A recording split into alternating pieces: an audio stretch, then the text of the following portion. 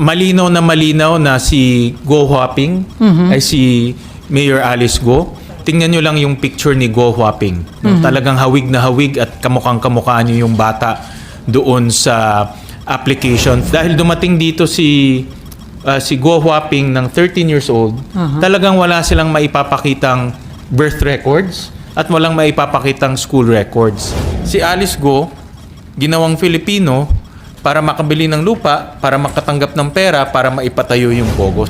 Yung kanyang birth certificate ay ma-invalidate. Yung mga impormasyon na binigay ay mali-mali. No? Hindi siya magiging Filipino.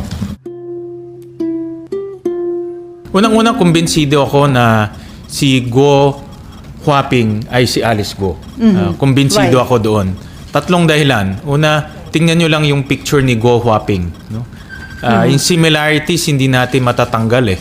No? Talagang hawig na hawig at kamukhang-kamukha nyo yung bata doon sa application for special investors resident visa. Pangalawa, doon sa dokumentong yan, nakasulat kung sino yung nanay niya. Si Wen Yilin. Yun yung sinasabi niyo before. Oo, na sinasabi natin sa mga naririnig namin information, si Wen Yilin ang nanay, biological mother ni Alice Go. Doon sa application nila for special investors resident visa, nakasulat doon si Wen Yilin ang kanyang mother. No? At yung address ni Wen Yilin doon ay the same address na nasa Valenzuela. No? Nakasulat doon 58 T. Santiago Street, Valenzuela. Yun ang exactly the same address na nakalagay sa incorporation papers ng mga Go families. No? T. Santiago Street, Valenzuela City. No? So, yung papel sa special investors resident visa at yung mga incorporation papers na tugma yung address. So, ibig sabihin, consistent si Wen Yilin nakatira doon sa Valenzuela address. At pangatlo, kung titignan natin yung kabuuan na storya, dahil dumating dito si Go Huaping ng 13 years old, talagang wala silang maipapakitang birth records at walang maipapakitang school records. Kaya nagsinungaling sila doon sa birth certificate dahil wala nga maipakitang records. So, ang naging daan nila para mabigyan siya ng Filipino citizen o Filipino citizenship ay yung peking birth certificate na nagsinungaling yung kanyang tatay at sinabi niya na Filipino siya, Filipino si Amelia Leal, therefore Filipino si Alice Go. No? So, in other words, pag titignan mo yung kabuuan storya, parang ngayon lumilinaw na kung bakit pineke yung kanyang birth certificate. So sir, can we say wala nang lusot si Mayor Go dito? Ako, malinaw na si Go Huaping ay si Mayor Alice Go. At magbe-verify pa kami ng mga ibang information para ma-establish yan. But initially, I'm very, very confident na iisang tao si Go Huaping at si Alice Go. So once na may establish, sir, lalabas ba na maraming tayong batas na nilabag itong si Mayor Go at ang kanyang pamilya? Well, unang-una yung birth certificate system natin, linabag nila. Sinabi ko nga, binaboy nila yung late registration para mabigyan siya ng Filipino citizenship. Dahil kung Filipino citizen ka, pwede ka magtayo ng negosyo, pwede ka bumili ng lupa, pwede kang tumakbo for public office. At kung titignan natin kabuuan, na nakakatakot rin yung nangyari dahil with this late registration, nakatakbo. Talagang nanalo. No? Sabi ko nga, naisahan tayo dito dahil nanalo itong kandidato na dala-dala niyo yung fake birth certificate niya. No? At ang nakakatakot dito, baka may iba pang ganitong case sa Pilipinas. Hindi lang natin alam ngayon dahil hindi high profile. But sabi nga ng Philippine Statistics Authority, meron silang 300 na cases of late registration na irregular, of which 60 plus ay nakakuha ng passport. No? So, makikita natin na talagang malaking reforma ang dapat natin gawin sa pag-i-issue ng birth certificate at ng late registration. Sir, the mere fact na yung documents galing ng Bureau of Immigration at saka Board of Investment, so ito rin ba hawak na rin ng Office of the Solicitor General para dun sa magagamit nila dun sa co-warranto case? Magagamit nila yan. ang aking panawagan sa Office of the Solicitor General, kumuha na ng official documents kasi ito pinadala sa Senate. Sila mismo kumuha ng official documents from the from the Board of Investments, from the Bureau of Immigration, para official yung hawak nilang dokumento. Although itong si Mayor Go sa pamamagitan ng kanyang abogado, dinideny niya yung documents na hawak niyo, sir. Yeah, dahil ang narrative nila nabuntis nung kanyang ima yung kasambahay. Yun ang narrative nila. But if you look at the 4 late registration birth certificate, meron na 4 eh. Kay Alice Go, kay Sheila Go, kay Simen Go, kay Wesley Go. Pare-pareho yung nanay. Si Amelia Lial in those 4 birth certificate, late registration birth certificate. So ibig sabihin 4 na beses na buntis yung kasambahay. No? So by that alone, parang magdududa ka, di ba? Na 4 na beses nabuntis yung kasambahay nila at ipinganak 4 na yung magkakapatid na yon, no? Okay, Mav. And then si Beck. Sir, ano lang po yung nakikita ninyo na posibleng motibo why they went through all these lengths para makakuha po ng Filipino citizenship? Yung naturalization process natin medyo mabusisi, no? For obvious reason, gusto nating yung mga dayuhan na gusto maging Pilipino, gusto natin masigurado na may contribution sila sa ating bansa at magiging mabuting mamamayan sila ng ating bansa. So may proseso dyan, no? Judicial, administrative, and legislative. Kung matatandaan nyo dito sa Congress, marami tayong ini-sponsor na maging Filipino, no? Iba ay sports personalities, athletes, iba ay tumutulong i-promote yung bansa natin. So alam natin itong mga taong to ay magiging produktibong mamayan ng ating bansa. Tinignan rin namin yung lahat ng legislative naturalization process for the last ilang years? 20 years? Wala kami nakitang Go Huaping o wala rin kaming nakitang Alice Go. No? So hindi siya dumuan dito sa Kongreso. No?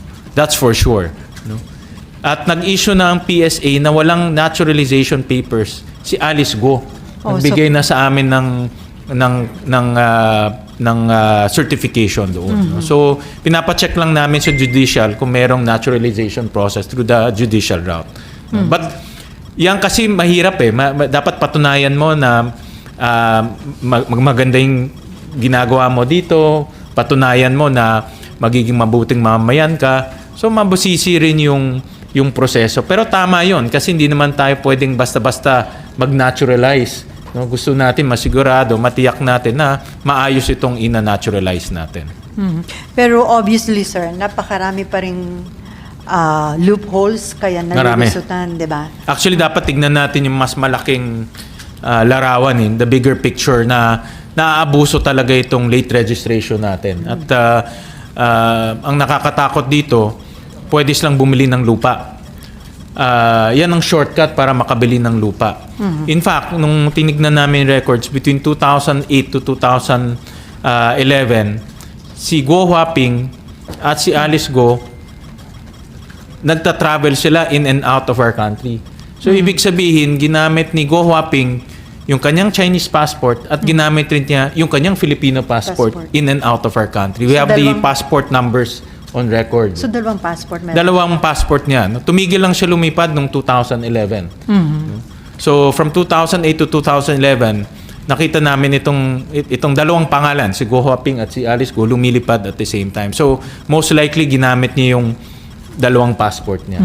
Sir, next week, may another hearing, yung Committee on Women. So, invited dito ulit si Mayor Alice Go at kukonfrontahin niyo ba about this document? Yes, definitely. No? Iko-confront namin siya. At gusto namin marinig yung kanyang sagot.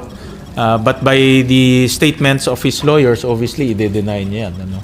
So, but matibay na ito. I think itong ebidensya galing sa Board of Investments, matibay at nagpapatunay na si Go Huaping At si Alice Go, iisang tao lang. Sir, initiative ng BOI at saka ng BI yung pag-provide sa inyo ng document para makatulong sa investigation ng Senate? Hindi, nung binigay sa amin ng BI yung passport records ng kanyang ama, si Guo Jiangjong at si Wen Yili, nakita namin na yung visa nila is Special Investors Resident Visa. No? So that's yan ang visa na ginamit nila para makapasok at labas sila ng bansa natin. So hiningi namin sa Board of Investments yung mga supporting papers nito. At yun, pinadala nila itong mga supporting papers ng application. No? At yun na nakita ninyo? At yun na nakita. Actually, marami yun. May mga iba pa siyang kapatid doon. Doon sa supporting papers. Okay, Mav and then Vec nga pala. So sir, yung apat na magkakapatid, nandun po sila lahat sa dependents? Tatlo. Doon sa pinadala ng Board of Investments. Ito yung aking personal na analysis. Si Wen Yili, may tatlong anak. Pero si Guo Jiangjong, may ibang kasama o ibang asawa. No? So dalawang groups ang pinadala. Yung group ni Guo Jiangjong na may asawa at anak, at pinadala yung kay Lin Wenyi na may mga anak rin. No? So dalawang groups ang pinadala. No? So ang aking pag-aanalisa, si Guo Jiangjong may asawa at si Wen Yili ibang May iba din. pamilya. O kinakasama niya o asawa niya. Hindi ko lang alam kung they are married or not. No? Pero definitely kinakasama niya yun. No? At sinabi rin naman sa mga press statements ni tawag ko na Guo Huaping. Ni Guo Huaping. Salit na Alice Go. Guo Huaping na si Wen Yili ay kinakasama ng kanyang ama. No? So, inamin niya naman yun eh. No? So, parang nagtutugma yung story na yung kanyang ama may dalawang pamilya. That's my own personal analysis based on the records. Okay, Vec. Sir, ang sabi po ng abogado ni Mayor Go, hindi malayo naman yung itsura nung picture doon sa passport kay Mayor Alice. Anong masasabi niyo po doon? Well, para sa akin, hawig na hawig eh. No? Hawig na hawig. And again, the next corroborating data, si Wen Yilin. No, doon sa data, si Wen Yilin yung nanay at ang dependent daughter, ang tawag ng BOI dependent daughter, ay si Guo Huaping. No? So that's puts them together in that document. No? Yun yung magkasama in that document. And then you said, sir, na may malaking reforma na dapat gawin sa pag-issue ng documents. Ano po specifically yung dapat mabago or gawin?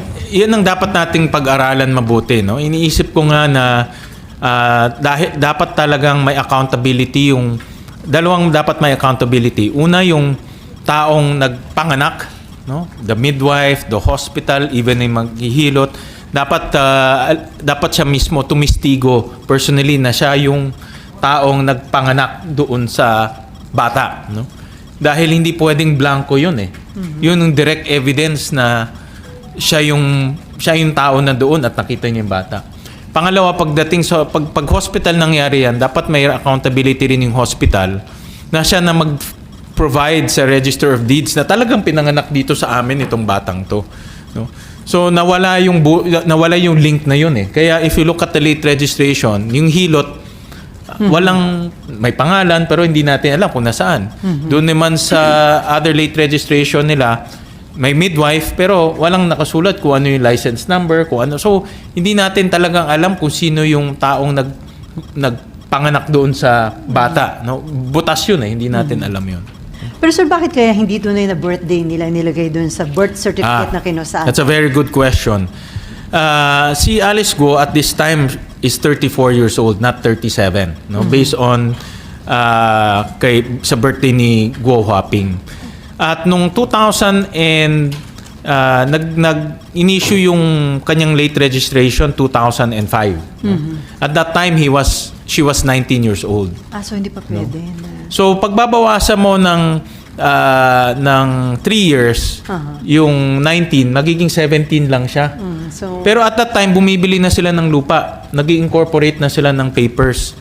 Oh, so hindi ka pag minor ka, hindi ka pwede bumili ng lupa, hindi ka rin pwede mag-incorporate ng mga corporation. So ang theory ko, again, personal Kaya analysis pinatanda. ko, pinatanda niya para si Alice Go pwedeng mag-incorporate ng mga corporation, pwede rin siya bumili ng lupa. Pero 3 years younger siya. Yeah. So yun ang aming analysis. Okay, Cecil. And then Daniel. So, ibig sabihin, sir, hindi 37 years old si Go? Doon sa sinasabi natin Hindi. na. She's only 34 kasi ang birthday niya is August 31, 1990. So, additional perjury yun if ever. Tama ka doon. And then, sir, may sinasabi yung lawyer niya, si Attorney David, na somehow may violation of the Privacy Act. Daw yung SALN niya at saka yung identity niya ay hindi dapat minimade public kasi sinasubmit lang nila sa Senate. In aid of legislation lang dapat ang gamit. Lumilihis siya sa pinaka-topic eh. I think dinidivert nila yung attention. Hindi naman yung attention. Ang punto dito is yung kanyang peking birth certificate at dinoktor yung kanyang birth certificate. At idudugtong ko rin to sa Pogo. Siguro, sinasabi nila, marami kasi nagsasabi, Pogo, paano napunta tayo doon? Ito kasing naging daan para bumili ng lupa. No? So, kung ikaw ay Pinoy at nagamit mo yung late registration para maging Pinoy, pwede ka bumili ng lupa. Pag pwede kang bumili ng lupa, pwede ka na magtayo ng Pogo Hub, pwede ka na magtayo ng Pogo facilities, at pwede na rin pumasok sa iyo yung pera. No? So, ibig sabihin, dahil Pinoy ka, pwedeng i-remit sa yung pera, ikaw na magpapatayo, ikaw na bibili ng lupa. So, importante itong angulo na ito kasi nga, ang nakikita kong parang direction is si Alice Go, ginawang Filipino, para makabili ng lupa, para makatanggap ng pera, para maipatayo yung Pogo. So, that's the connection that I'm looking at. So, pag pinag-sum up natin at mapapatunayan na hindi talaga siya Pilipino, pwedeng i-forfeit ng government yung lahat ng property. Pwede mangyari yun. Magiging defective yung purchase niya. And last na po. Sir, yun ba sa tingin mo, family lang nila Go yung nagpapaikot dito sa sistema natin? Or do you think China sponsored ito para ma-penetrate talaga yung inuunti-unti yung Pilipinas na kunin? Hindi ko alam yung gano'n na angulo, tsaka hindi ko masasabi with certainty. But right now, everything is possible dahil nga with this late registration, kahit sinong dayuhan, no? Ikaw pwede kang maging Hapon, pwede kang maging Koreano, pwede kang maging Nigerian, at dumaan ka dito sa late registration. No? At ang sinasabi ko nga, kung magiging automatic Pinoy ka through late registration, pwede kang bumili ng lupa. No, yun ang medyo dapat natin tignan mabuti dahil pag bumili ka ng lupa, pwede ka na magpatayo kung anong gusto mong ipatayo. Okay, thank you. And then Daniel and then Marlon. Hi sir, ako po yung Dino staff. Sir, ingin ko Lagi lang na, pa ba yun? nasa likuran niyo, sir. Kala ko si ano yun eh, Ang daming article si Senior Aguila. Sir, ay hingan ko lang po kayo ng reaction. Sinabi po nung company Mayor Go parang they are still inclined na tumakbo sa 2025. Importante yung action ng Solicitor General no? Because judicial process yan, magpa-file sila ng case at dito patunayan ng Office of the Solicitor General na hindi siya Filipino. At yun na nga, nagsinungaling sila doon sa kanilang birth certificate. So importante yan, that's the first step. Dahil kung nangyari yan, then hindi na siya pwedeng mag-file ng Certificate of Candidacy. Kasi dahil isusulat mo doon, are you a Filipino? Hindi niya na ma-check yun, yung box na yun. So ibig sabihin sir, kailangan kumilos na ng mabilisan kasi kung malapit na yung filing. Yes, tama ka doon. Yeah, that's a very good point. Dahil October na yung filing, at kung walang kaso or yung kaso pending, technically pwede pa siya mag-file ng Certificate of Candidacy niya. Pero pwede Tama siyang ka doon. ma-disqualify, sir, in case na during the campaign, lumabas yung result. Ako, I would assume, pag final niya yun, maraming taga-Bamban magpa-file ng disqualification because of this. No? Most likely, makakalaban niya bilang alkalde. No? So, magpa-file siya. So, babagsak rin doon sa hearing. Pero pag file mo, hindi automatic yun. Magkakaroon ng hearing, papatunayan mo. So, mayroon ring round of due process. No? Si Marlon and then Nympha. Sir, as pointed out nung mga lawyers ni Guo, sabi nila, he who alleges should prove yung allegation. Meron pa ba, sir, iba pang ebidensya, documentary na makukuha pa o mapepresent? Meron pa. Hindi ko lang masabi ngayon kasi we're still in the process of validation, pero meron pa. Na direktang magpapatunay na hindi siya Filipino dahil nanay niya si Wen Yili. Meron pa. Sir, and then, what will happen kung hindi mapatunayan ni Guo yung kanyang Filipino citizenship? What will happen to her? Ang process ay nakikita kong process yan, yung kanyang birth certificate ay ma-invalidate. At since wala na yung birth certificate niya invalidated na,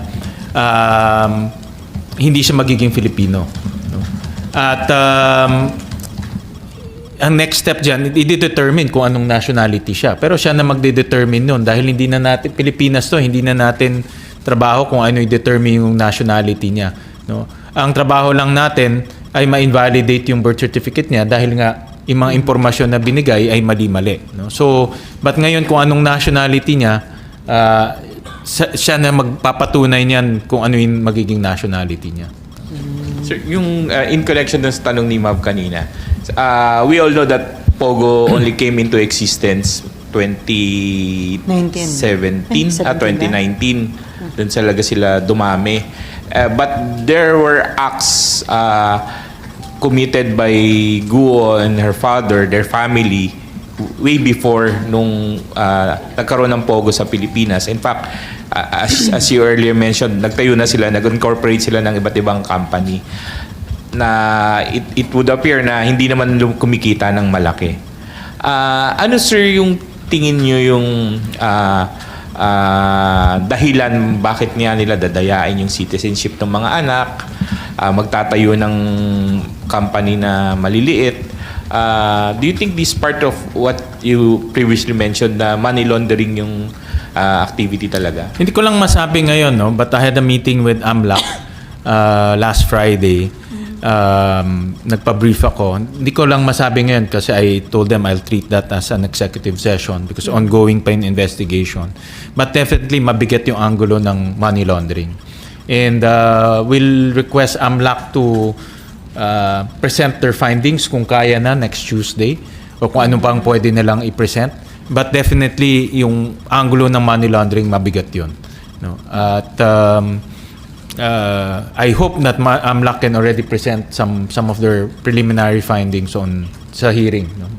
But yung angulo na yan should be pursued. Dahil ang kinakatakutan ko, pag itong money laundering hindi natin mapipigil, pumapasok ang pera na hindi natin alam saan nanggagaling. At nagagamit yan sa politika, nagagamit yan sa iba pang hindi tamang bagay. Dahil hindi mo alam saan source. Hindi mo rin alam saan ang paggastos. No? At kaya if you look at the financial statements, talagang wala kang makikita doon. Pero makikita mo naman sa lifestyle ni Guo Huaping. Nakikita mo naman yung kanyang campaign, no? Nasa social media yun. Hindi ordinaryong kampanya yun. No? Yung bumababa ka sa helicopter, hindi ordinaryo yun. No? So, definitely may pinagkukunan silang pera. And then, Nympha. Sir, sa mga recommendations ng committee, likely ba kasama yung pagsasampa ng kasong perjury against the mayor? Possible yan. Possible yan. Lalo na sa kanyang father. Sinabi na rin yan ng PSA, no, na pwedeng mag-file ng perjury against the father kasi yung father ang nag-file ng late registration birth certificate. At nananawagan din ako sa PSA na laliman pa yung investigasyon nila sa sindikato na nangyayari sa loob ng mga civil registrar. Ako naniniwala ako na merong sindikato sa loob dahil hindi ito the first time. No? So ang PSA dapat should investigate also dahil sila yung naging butas At hanggang ngayon, tuloy-tuloy pa rin yung late registration. Kung hindi nila ma-investigate kung sino itong mga sindikato, tuloy-tuloy rin tayo nag-i-issue ng fake birth certificates. Sir, kay Mayor kasi, di ba, nung una dininay niya na meron siyang mga kapatid, pero eventually inamin niya Kasi kasama Correct. niya pala pa-abroad yung isa sa mga kapatid. Si Sheila Guo. So merong inconsistencies or Correct. lying. So, yun ang magiging basis din, sir, ng recommendation ng perjury. Pwede rin yun. Dahil nga, the first hearing talaga completely outright denial doon sa dalawang kapatid niya.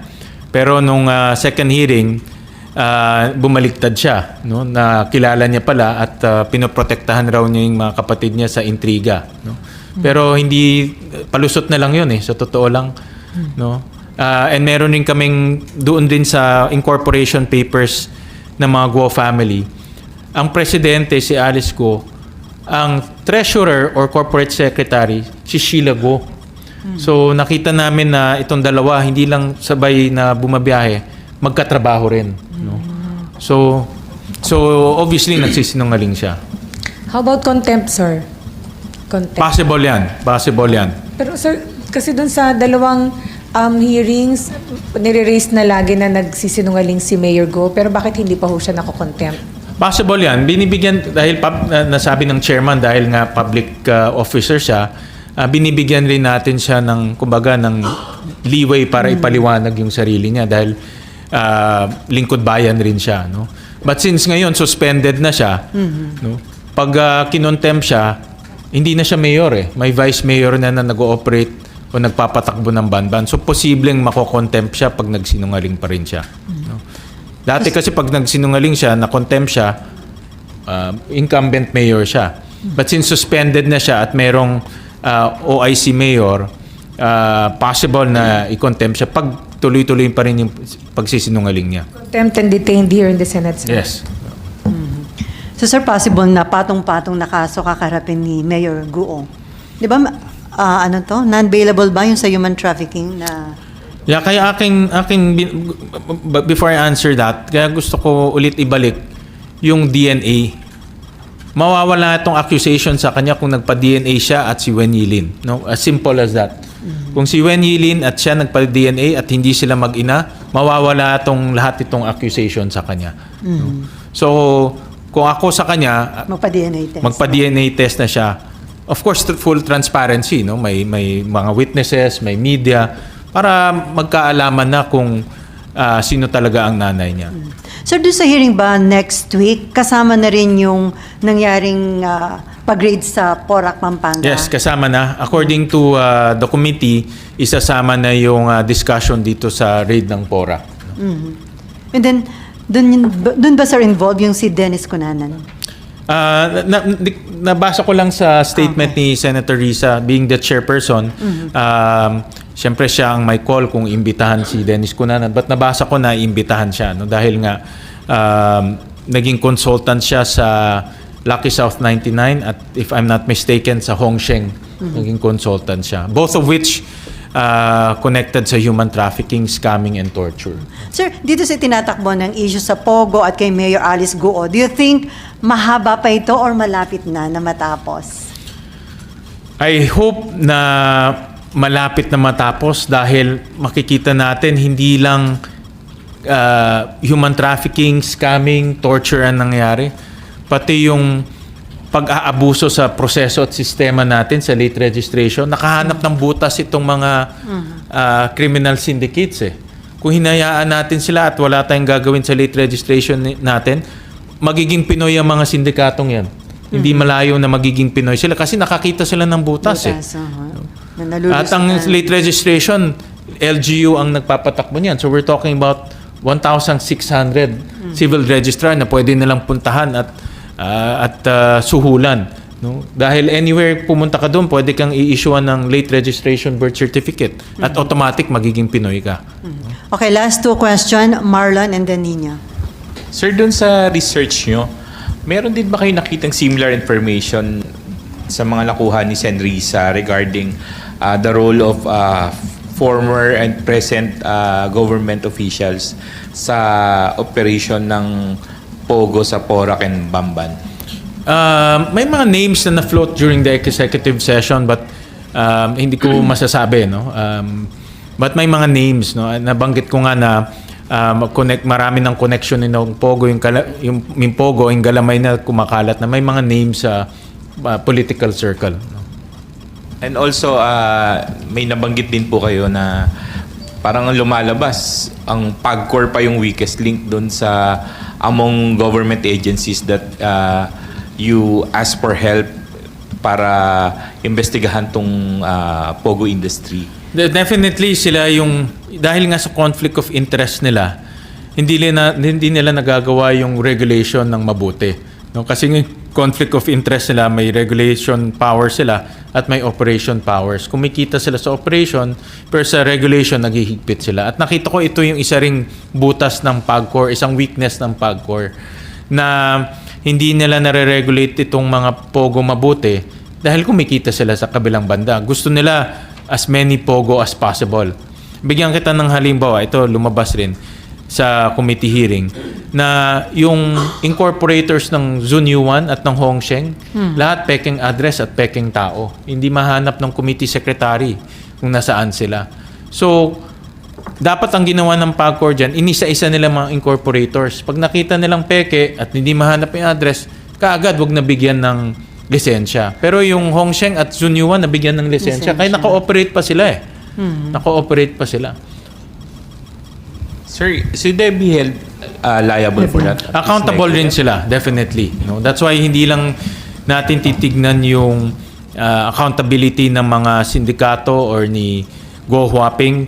Accountability rin ng PAGCOR, even PSA. Dapat accountable rin sila dito dahil nga nakita natin na napakalaking butas sa sistema natin itong birth certificate at late registration. At paano sila, sir, panagutin? Sinong magpa-file ng...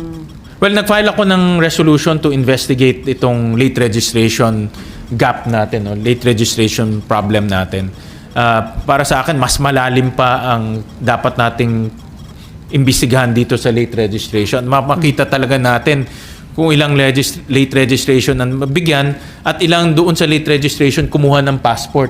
Dahil nakita ko yung trend, pag binigyan ng late registration, ang next step kukuha ng passport. Tapos sasabihin, o Filipino passport ito at Pinoy ako. No? But pag tinignan mo yung supporting documents, late registration process or late registration birth certificate ang ginawa nila. So may pattern na nangyayari. At na-detect na rin yan ng DFA na ganyan ang nangyayari. Meron ba, Maron? Okay, Nina. Doon po sa pag-apply nila sa SRT, na-establish kung magkano lang yung pinasok na pera nung tatay kasi may declaration doon, di ba, ng pera na dapat lang ipasok dito. Magandang tanong yan. Wala pa akong dokumento dyan. Pinapasubmit rin namin yung dokumento tungkol sa investment. Tapos kung ano-ano mga investment yung tinuntahan ng pera. Doon kay Wen Yilin, ang investment niya ay sa Valenzuela. Doon nakasulat doon. At yung company niya, embroidery company. No? So yun yung nakasulat sa Special Investors Resident Visa. But yung as to the amount, wala pa kaming hawak na dokumento doon. Tapos ngayon, sir, yung iba pa nilang business, enough ba yung tinasok nilang pera para mailipat at makapagtayo pa ng iba-ibang korporasyon? Doon sa papeles na nakita namin, hindi kumikita yung kumpanya nila eh. No, kung kukita lang mga 100,000, 200,000, yun ang nakita namin. At binavalidate namin yan sa BIR. No? Ipapakita nilang namin yan during the hearing. Dahil ang ultimate, dapat kung kumikita ka, nagbabayad ka sa BIR ng iyong income tax. No? So, yun ang aming binabangga. Ang hawak lang namin yung SEC papers kung saan dinideclare mo rin doon yung kita ng kumpanya mo.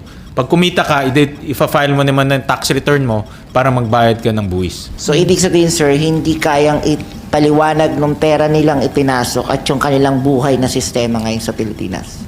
Iba kasi yung dinideklara mo sa SEC at sa BIR, iba rin yung pumapasok na pera. No? Magkahiwalay ito. Pwede kang nalulugi sa declaration mo, pero yung perang pumapasok sa'yo malaki. AMLAC naman na nakakakita nun. No? At based sa information na ibinigay nila, malaking posibilidad na may money laundering. Ngayon, as to how much at yung detalye, hayaan ko na sila mag-explain. Sir, yung mga bangko ba hindi po pwedeng panagutin dahil under the AMLAC law? Kailangan silang mag-declare, di ba? Kung meron ng sumobra yung pagdi-deposit sa isang... Tama ka dyan, no? Dalawa kasi yung dinideclare ng bangko, yung suspicious transaction at yung covered transaction. Tama ka dyan. May angulo rin na pagkukulang ng bangko sa pagbibigay ng on-time information. No? dapat tignan din yan. Dahil importante, halimbawa, diba, lahat naman tayo dumadaan sa know your, una-una yung KYC, know your client. No? Alamin mo kung anong pangalan niya, saan siya nakatira, sino nanay, sino tatay. So lahat yun, kukunin ng bangko. Pangalawa, pag ang transaction mo more than 500,000, tatanungin ka na, saan galing yan? Nagbenta ka ba ng lupa? Kumita ka ba sa kumpanya mo? Dividendo ba yan? I-declare mo lahat yan. Pag hindi mo din na-declare yan, nagiging suspicious transaction yan. Ibibigay lahat yan sa AMLAC. No? So lahat ng information, yung ang tawag ko cash flow, in and out, AMLAC ang